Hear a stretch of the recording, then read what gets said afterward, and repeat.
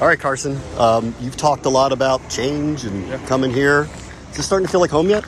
It is. No, it definitely will settle in here once camp's over and it's not quite as over the top busy and all that. But no, it definitely does feel like home, and we've enjoyed the transition and family and I finding the fun spots, the places we like to go for us, for my wife and I, date night, for the kids, different things to do. So it's been fun. People have been really receptive and welcoming, so that's been cool.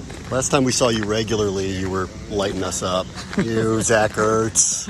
So if I told you 3-4 years ago we'd be sitting here talking about you as the starting quarterback of this team, would you have ever believed that? I'd have been laughing at you.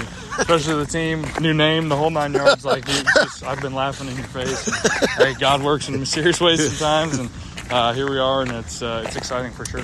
What do you think about being back in the NFC East? It's got to be interesting. It's cool. Again. No, it's cool. Like you just said, never would have imagined, especially playing out like this. But at the same time, it's been cool to see, and I know once the season starts, it'll kind of, I'll have some deja vu a little bit at times. Just start preparing for the same types of teams. That'll be fun. So, a lot of this is you've been asked in the offseason about reflection, about what's happened over the last year or two. When you watch yourself, what's your part of the game? What's your part of your game that you actually want to see improve and maybe get back to a level that was there in Philadelphia?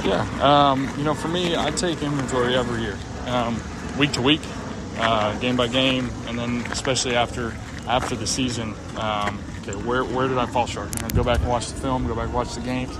How are my fundamentals? How was I on this certain concept? All these things, and for me, it's just I just want to continue to grow and be consistent. Make the easy play and.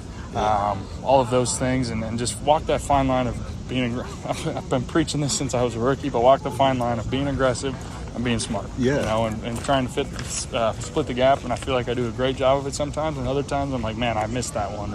Could have done this or that differently. And you gotta live with that. That's part of life. But there is moments that I can directly take and say, okay, I can get better in this situation when it's this situation or this is going on around me. All those things, and so.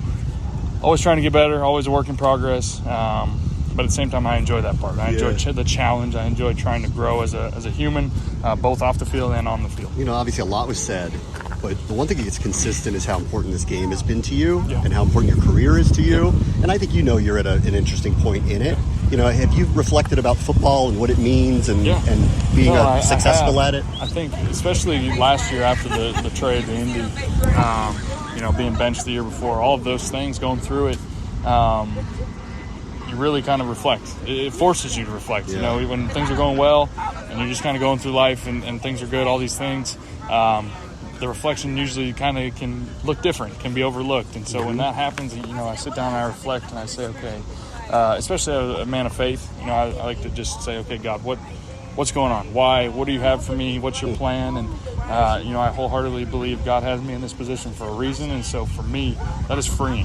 Because the pressure is not on me anymore. I get to just go play and have fun.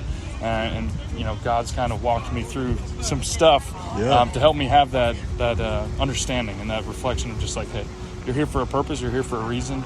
And that just helps me go play freely. And